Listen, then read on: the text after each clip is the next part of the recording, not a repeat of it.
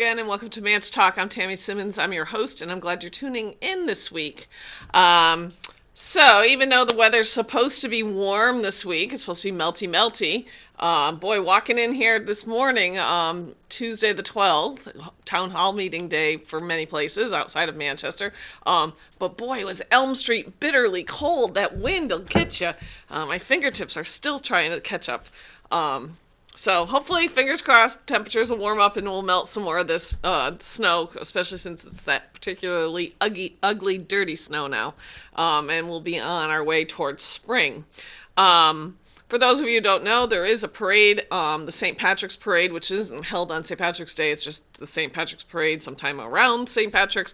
That'll be on March 30th this year. I'm sure there'll be more information in the newspaper and whatnot, and I'll talk about it in maybe next week a little bit more. But March 30th is Manchester's St. Patrick's Parade. So, daylight savings. Why? Why do we have daylight savings? Does anybody really know what the benefit of daylight savings and moving our clocks twice a year, one way or the other, is for today's world? There's always talk about they did it for the school buses, they did it for the farmers, they did it for energy savings during the energy crisis of the 70s. There's all these different, versions of how we got ourselves to daylight savings time. I know that just last week I was saying to Dan, God, it's nice to wake up in the morning and the sun's shining through the window and it's just a good, yay, get out of bed type thing. And he was like, yeah, but daylight savings, which, happened this past weekend. So now when I wake up, it's not sunshiny and bright. I guess I have more afternoon daylight, but it was daylight already when I was getting out of work. So I wish we'd just stop. If you have pets, they don't understand. They're like, why are we getting up early? Why aren't we eating at our normal time? It's just crazy. Now, I know in recent years, the last term up at the State House, Representative Keith Murphy from Bedford and Representative Carol McGuire from Epsom had a bill that would have said that if Massachusetts adopt, what is it called, Atlantic Standard Time, that New Hampshire would also adopt Atlantic Standard Time. This came out of committee. As you know, things have to get voted on in committee. They either get recommended to pass or to kill, and then they go on to the House for a full vote, and then they go over to the Senate. It came out of committee 14-4, so predominantly supported. It passed the State House, despite my own state rep, Tim Smith, attempting to table it. I don't know why. I mean, why do you like daylight savings time? I mean, I just don't get it. His motion to table failed, and the bill did pass the New Hampshire House, and then it went over to the Senate where it died 16-7. And it's not a partisan thing. It's not all Republicans or all Democrats, although for some reason the Democrats seem to want to halt the process more often. But for some reason people are just not willing to just take the chance and say, if Massachusetts does it, we'll do it. Because if we say that, then Massachusetts will say, well, New Hampshire will do it, so we'll do it. It's this vicious circle. So this year, there's a bill again to have New Hampshire become part of Atlantic Standard Time. This time around, the trigger would be if Massachusetts and Maine adopt it, New Hampshire will adopt it.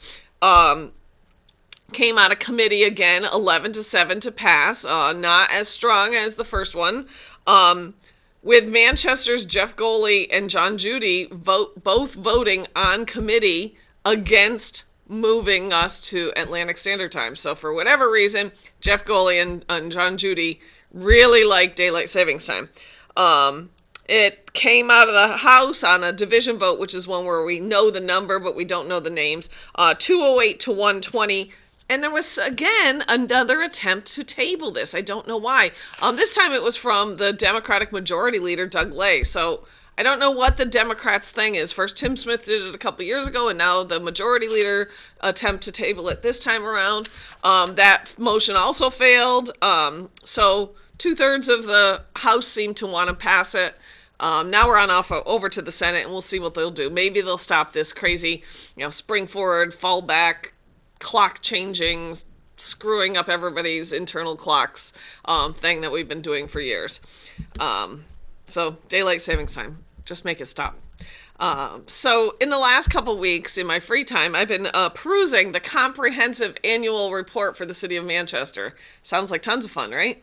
I actually wasn't doing it for fun. If I want to do things for fun, I have plenty of things in my life I could do that are much more enjoyable than reading the comprehensive annual report for the city of Manchester.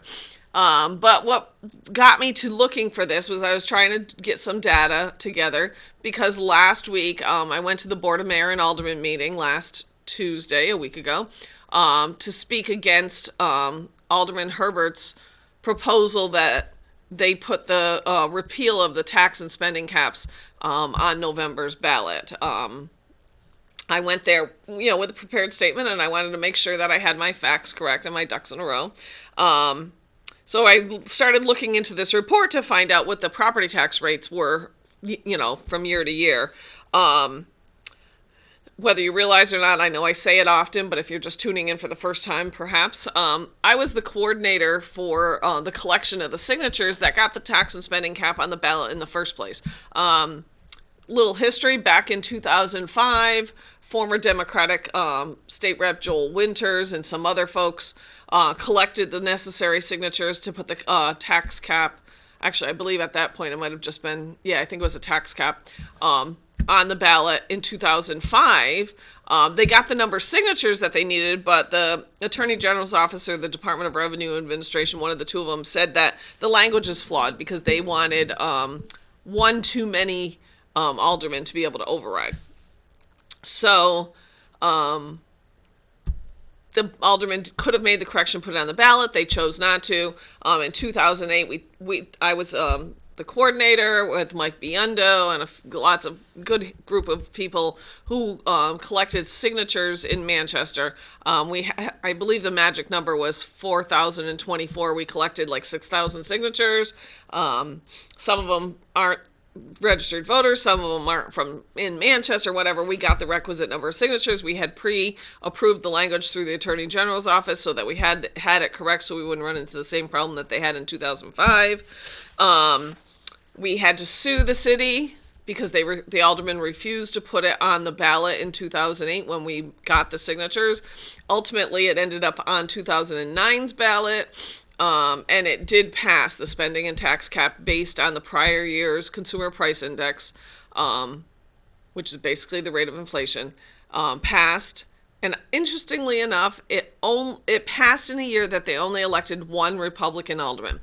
So the voters in Manchester voted in everybody except for one Republican alderman as Democrats. I don't believe that there might have been one unregistered, undeclared alderman, but a predominant number of Democrats to the aldermanic board, while at the same time they passed the tax and spending cap that was said, we want you to restrain your spending growth to that of inflation. So now you might wonder what was the impetus for this whole thing in the first place. It wasn't just for the fun of collecting signatures or talking to Manchester voters. The impetus was that from 2001 to 2005, Manchester property taxes increased 20.5%. That's huge. Now, when Mayor Baines was mayor during that time, in his last year, property taxes increased 8.4% in 1 year. That's nuts.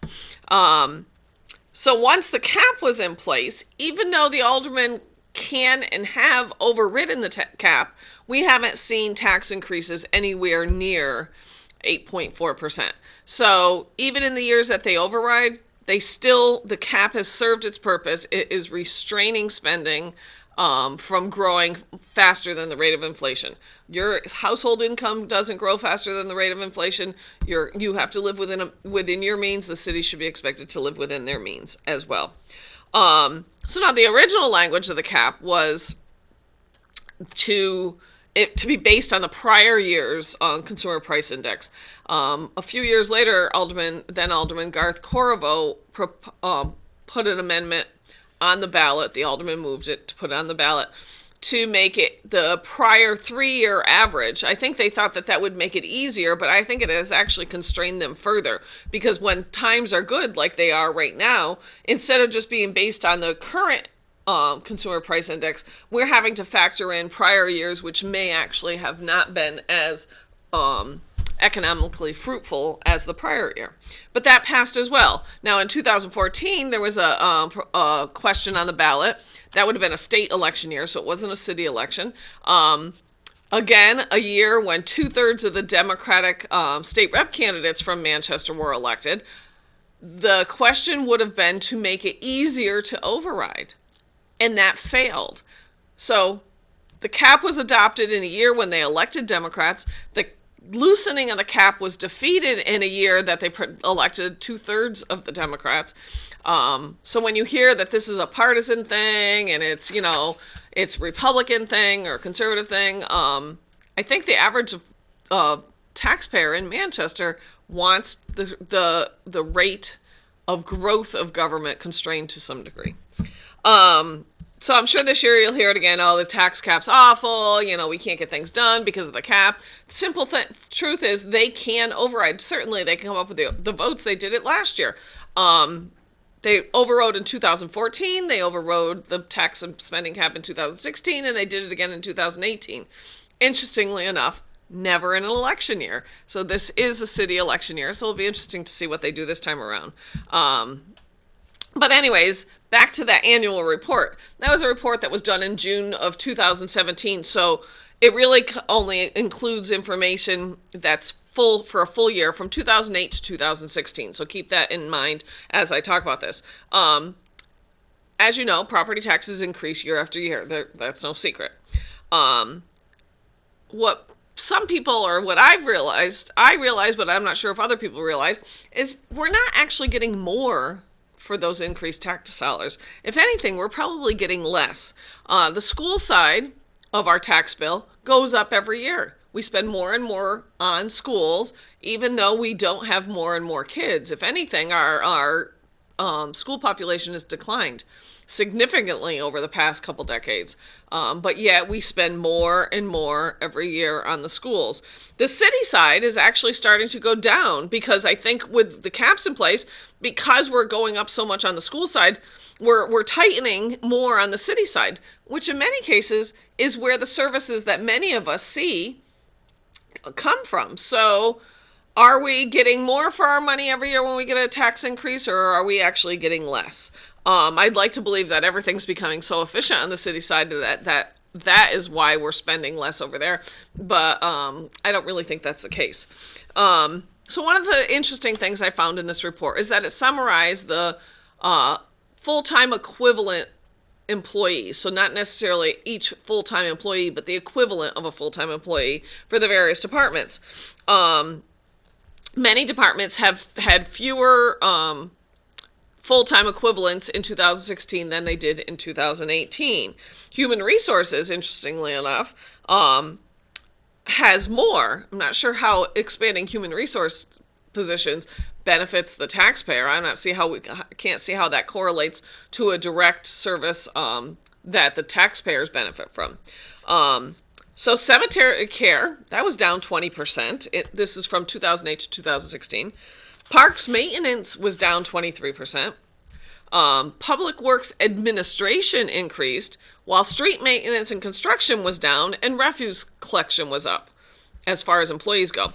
And drain and sewer repair was also down. So looks like we're beefing up Public Works hierarchy, the people working in the office, while we're maybe taking away people that are actually out there doing the repairs.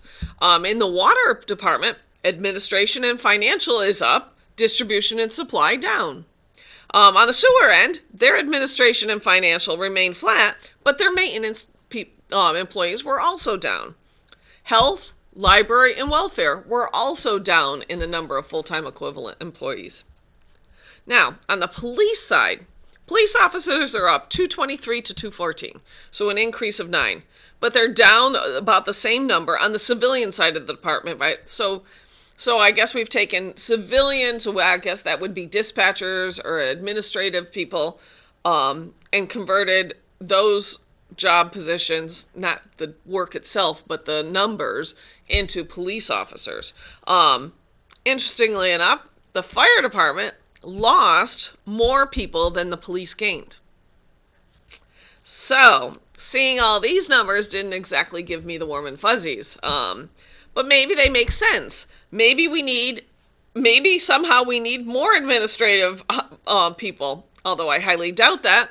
I think most people, when you think about what the city service is, you want your trash picked up, you want the potholes repaired, you want the parks mowed, you want things that you can actually tangibly see. Having more people working in human resources probably is not something that people sit around their dinner table and say, I wish we would just increase human resources a bit.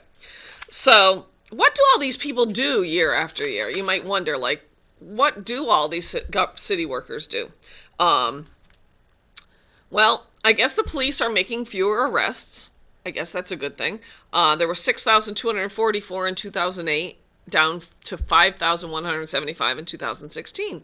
That's a big jump. That's 1,000 arrests a year. I guess we could presume crime is just lower. That's what Dan said to me. Well, crime's lower. Or maybe we could presume that the police are doing such an awesome job patrolling that they've deterred crime in some way. Parking violations are also down. 51,612. That number alone. In 1 year, we handed out 51,612 parking violations. That's nuts. But that dropped. That went down to just over 43,000 in 2016. Traffic citations, again, cut almost in half. We had traffic citations almost 11,000 in 2008, down to just over 5,200 in 2016. We have the same number of cruisers.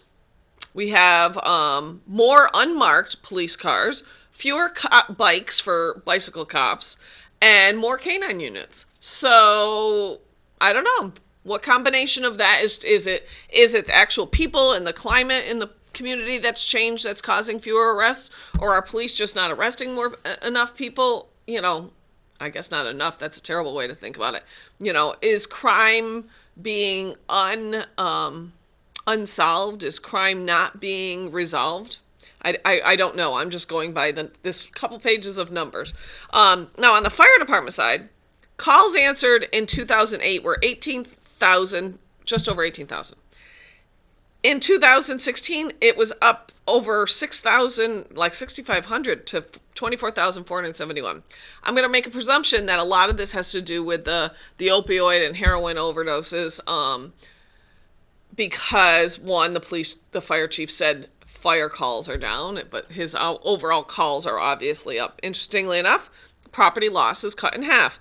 $8.6 million in loss in 2008 to just over $4 million in property loss in 2016.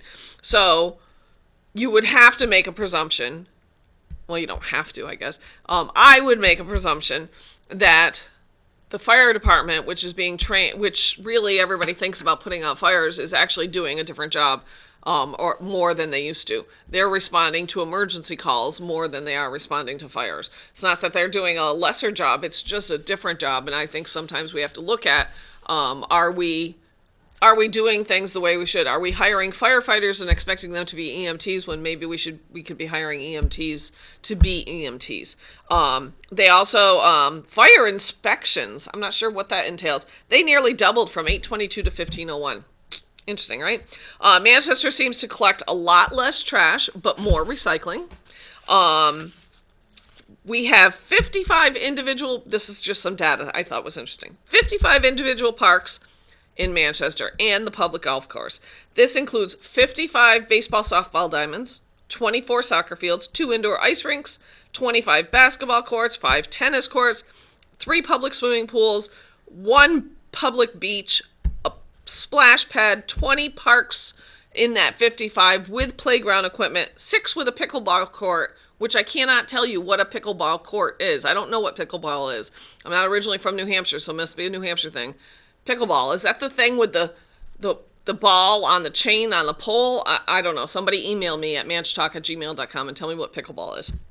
And we have an 18-hole disc golf course now. People seem to be ice skating as much as they did in 2008. They swim in the pools as much as they did in 2008.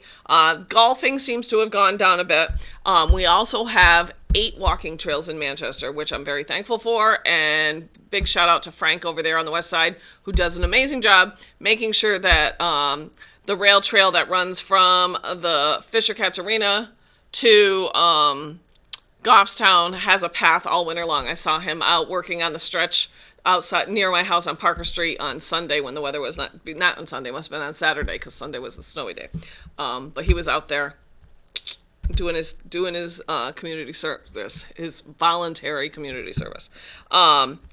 It seems, based on these numbers, fewer people are using libraries than they used to, which really isn't a surprise with the amount of data that's available on the internet. We've added almost 8 miles of roads and 7 traffic lights in the past decade. And you might be thinking, who cares? Who cares about all this stuff? Well, you should care, because you pay for all of this stuff. You pay for the roads, you pay for the bridges, you pay for the parks, you pay for the fire, you pay for the police, you pay for the library, you pay for the skating rinks. It's all your money. You, the taxpayers in Manchester, are the ones who pay for all this stuff. So when that city budget goes up $6 or $7 million a year, you should certainly care what it's being spent on. Sadly, well, not sadly, a lot of it's spent on the schools.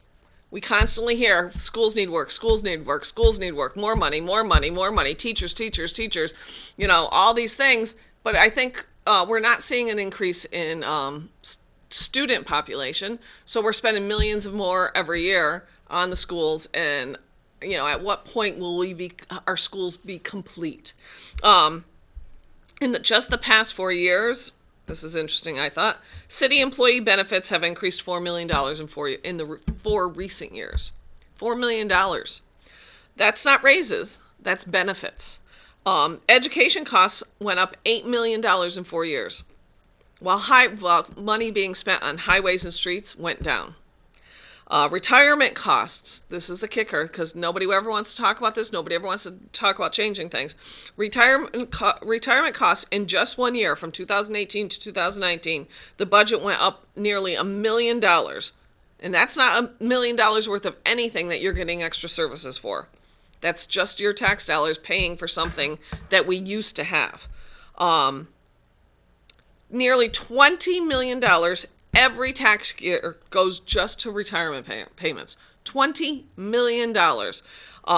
Yet we can still continue to promise pensions to new employees rather than making the decision that starting tomorrow or starting January 1st of next year or starting at some point in time, we're going to switch all new employees to defined benefit retirement versus defined contribution.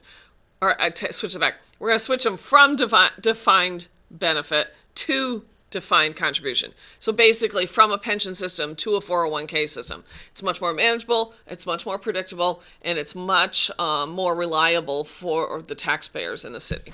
So that was my fun times with that annual report. I'll get some information. Maybe I'll see if John DePietro will come on the show with me and we can talk about school budgets. Although I know there's lots of shows out here that talk, Rich Gerard talks about school budgets. A lot of people talk about school budget. I like to talk about the city side of things. Enough of that. Manchester Makerspace over there on Old Granite Street, which is right across from the SNU Arena. They do some intro classes to a variety of things. They've got classes coming up on intro to upholstery. There's an intro to TIG welding.